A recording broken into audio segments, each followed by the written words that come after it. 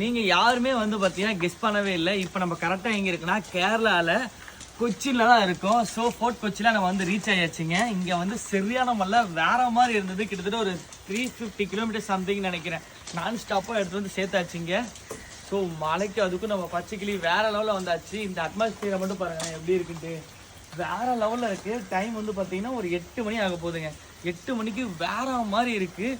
So இங்கேருந்து just 500 மீட்டர்ஸ்லேயே வந்து பார்த்தீங்கன்னா பீச் இருக்குது. ஸோ நெக்ஸ்ட் அடுத்த வீடியோவில் வந்து இனிமேட்டு வேற மாதிரி இருக்க போகுது. ஏன்னா நம்ம இங்கே கேரளாவில் தான் இருக்க போகிறோம் மோஸ்ட்லி. ஆனால் மழை மட்டும் விட்டுச்சுன்னா போதுங்க. இங்கே பாருங்கள் மலைக்கு அதுக்கும் ஏதோ ஐஸ் கட்டி மாதிரி கண்ணாடியில் ஆகிப்போச்சு. இந்த மலையில் இவ்வளோ நேரமும் நம்ம பச்சைக்கிளி கழுவணும் தெரியுமா? அந்த வீடியோ கூட எடுத்து வச்சுருந்தாங்க, நான் காட்டல. ஏன்னா நான் டிஷர்ட் இல்லாமல் இருந்தேன். அதில் வந்து நான் இவ்வளோ மலையில் நம்ம பச்சைக்கிளி கழுவி அதனால இப்போ பழிச்சுட்டு இருக்கேன். வரப்போ நீங்கள் பார்த்துருந்தீங்கன்னா அவ்வளோதான், அவ்வளோ மோசமாக இருந்தான்.